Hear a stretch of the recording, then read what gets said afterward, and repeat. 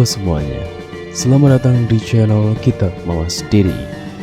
Jangan pernah lupa diri, dan jangan pernah lupakan dari mana kamu berasal. Dalam pembahasan video kali ini, harap dimengerti, hal ini saya ambil dari pupuh atau langgam yang sudah saya artikan ke dalam bahasa Indonesia. Saya akan membahas tentang kisah babat tanah Jawa bagian ketiga. Langsung saja, mari kita simak video kelanjutannya.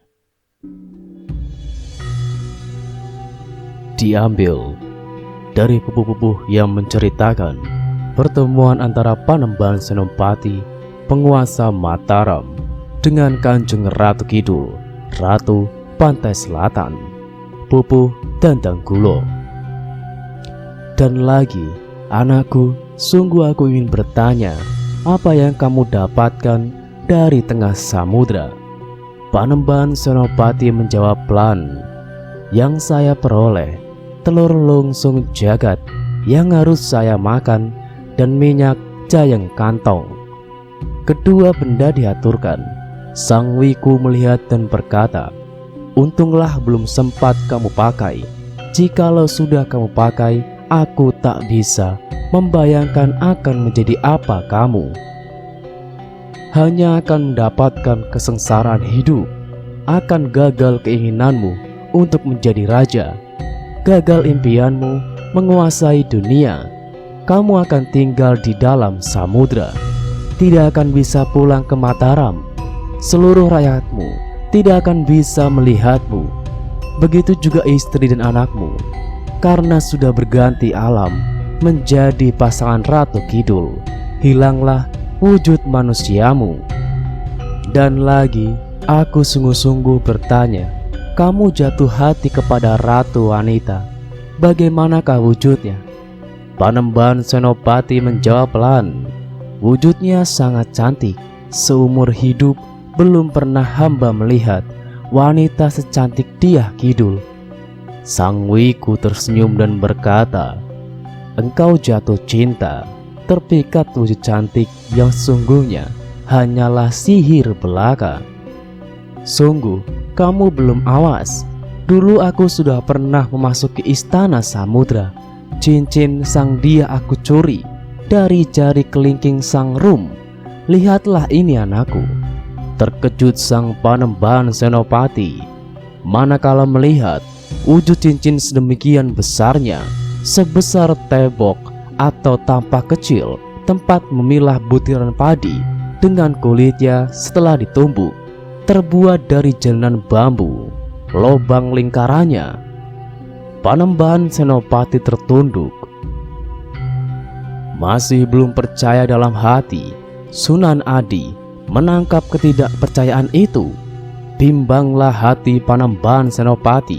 Lantas berkatalah sang Wiku, anakku, mari kita buktikan. Mumpung ratu wanita sedang tidur sekarang, akan terlihat wujudnya yang asli. Perhatikanlah dengan seksama nanti. Setelah itu, Jeng Sunan dan Panembahan Senopati berjalan ke tengah samudra. Sesampainya di dalam istana samudra, Ratu Kidul didapati tengah tertidur.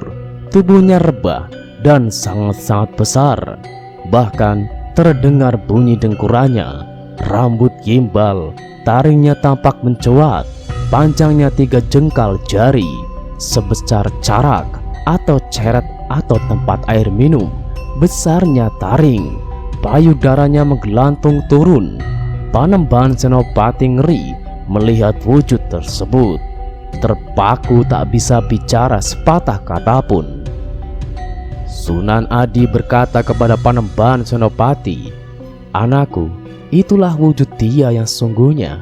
Bisa berubah wujud sangat-sangat cantik hanya karena kekuatan sihir belaka. Mendapat anugerah dari Hyang Agung, manakala terjaga dari tidur, wujud apapun yang diinginkannya bisa dia buat. Mampu merubah wujud 7 kali dalam sehari dengan wujud cantik yang berbeda-beda. Apabila kamu sudah cukup melihat, mari kita segera pulang. Jangan sampai nanti dia terbangun. Tidak enak di hati jadinya nanti. Setelah itu, segera beranjak pulang kedua priai atau bangsawan agung. Sepanjang jalan Sunan Adilangu terus menasehati, "Aku tidak bermaksud menghalangi anakku. Kedekatanmu dengan ratu wanita terserahlah kepadamu. Sesungguhnya sudah benar apa yang kamu lakukan atau sebagai seorang raja. Namun aku menyarankan sebatas pertemanan saja antara dua orang penguasa. Sebab dialah yang menjaga Pulau Jawa. Tak ada salahnya jika dimintai bantuan. Marilah kita pulang ke Mataram. Aku ingin mampir sejenak ke istanamu." Setelah itu, keduanya mempercepat jalan masing-masing. Sunan Adilangu diiringi Panembahan Senopati. Jalannya secepat kilat, hanya sekejap saja sudah sampai. Langsung menuju ruang belakang. Sunan Adi dan sang cucu, yaitu Panembahan Senopati, hendak membuktikan khasiat benda yang diperoleh dari samudra. Tersebutlah juru taman Panembahan Senopati. Sudah uzur usianya dan suka madat, sehingga terkena sakit batuk, badannya kurus. Jika kumat batuknya, dia tak bisa tidur semalaman. Memohon selalu kepada Hyang Widi supaya diberikan kesehatan, agar diberikan panjang umur. Setiap berdoa pasti seperti itu permintaannya. Saat itu tak disadarinya jika gustinya mengampiri. Berusaha turun dia dari balai dengan susah payah. Setelah duduk berkatalah Panembahan Senopati, "Hai Kitaman, aku tadi melihat engkau berdoa meminta kekuatan badan. Apakah permintaanmu itu sungguh-sungguh? Meminta sembuhnya penyakitmu, meminta panjangnya usiamu?"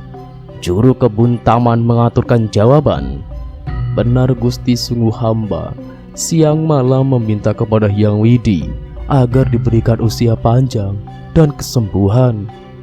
Kalau memang kamu sungguh-sungguh, aku akan memberikan sarana buat hidupmu agar supaya sirna segala penyakitmu."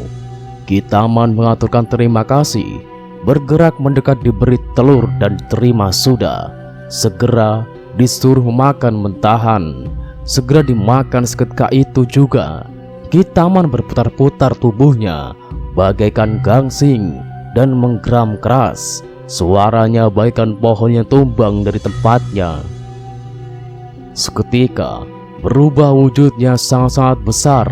Juru taman bagaikan gunung anakan besarnya. Taring muncul dan rambut berubah gimbal.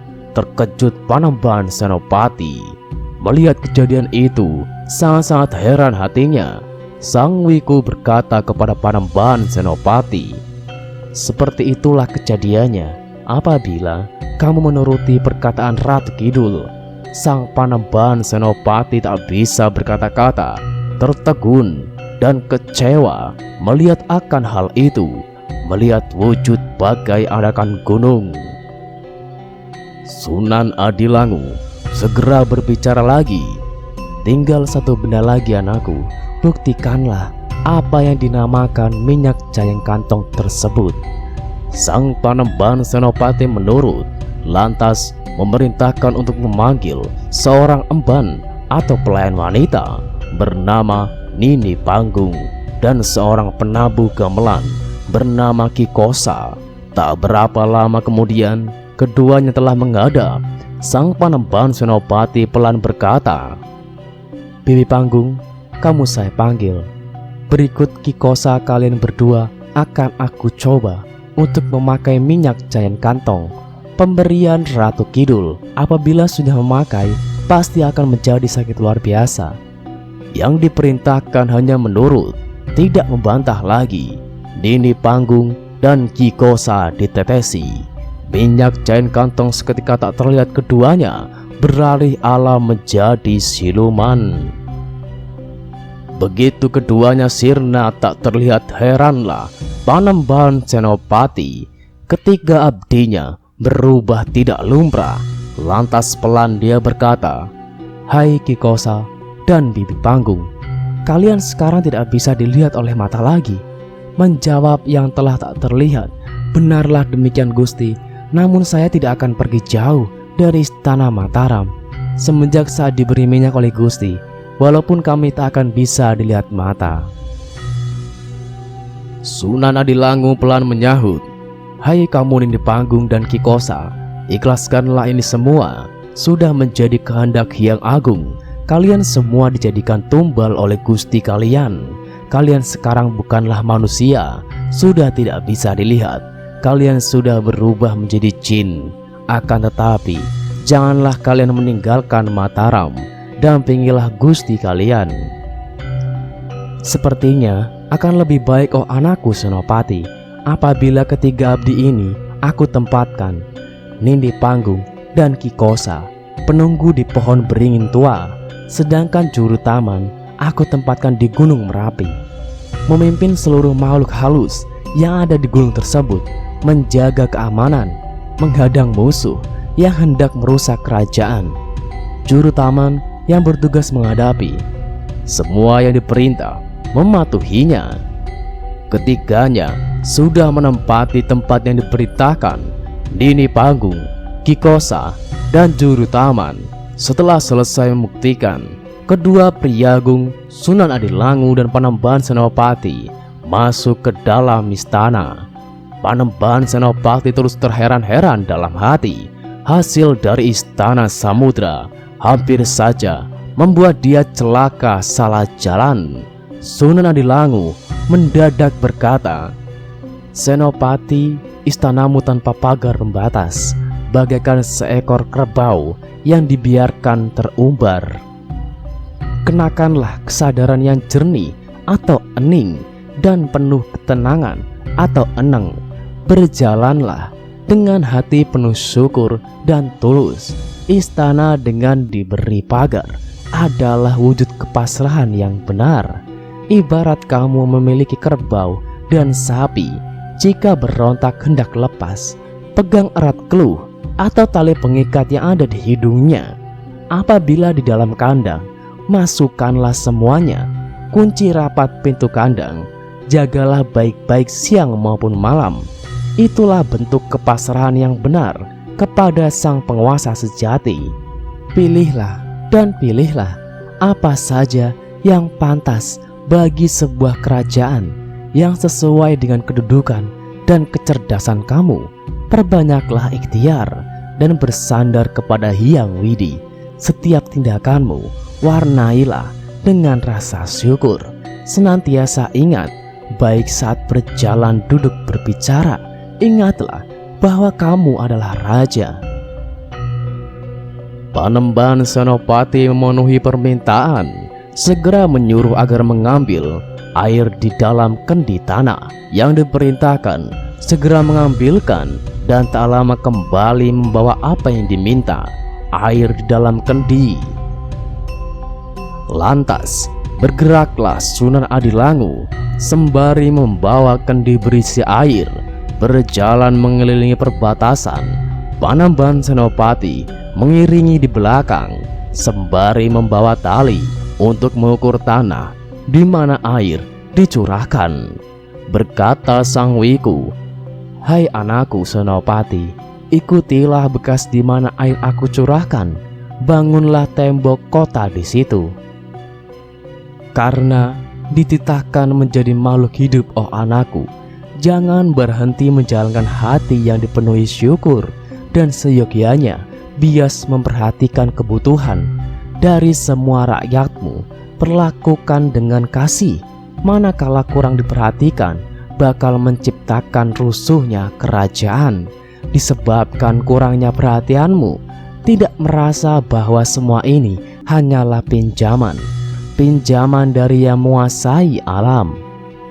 Dan waspadalah selalu manakala kamu memberikan perintah kepada seluruh rakyat. Buatlah nyaman hati mereka, turutilah nasihatku, isiramilah hati mereka dengan kasih. Sekarang mulailah mencetak, suruhlah orang-orang Mataram dalam bekerja, usahakan mengerjakan sebagus mungkin, sehingga bisa bertahan lama sampai nanti.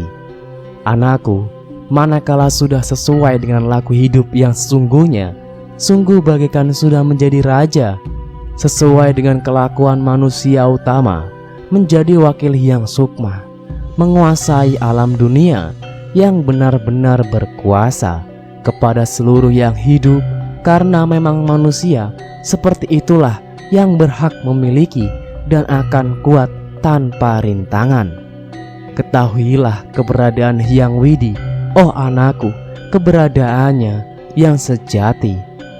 Sesungguhnya tak berpisah dengan segala aktivitasmu, akan tetapi tiada kamu hiraukan, bahkan tiada kamu ketahui, sangat dekat namun samar, tiada bertempat jauh di sana, benar-benar nyata di depanmu.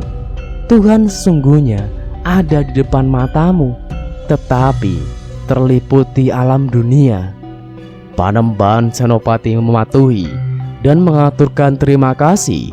Semua nasihat Sunan Adilangu sudah dimasukkan dalam hati, namun masih gelisah hatinya, masih berat dengan keberadaan Ratu Kidul. Dan berakhirlah pembahasan tentang babat tanah Jawa. Nantikan pembahasan-pembahasan lainnya tetap di channel Kitab Bawas Diri.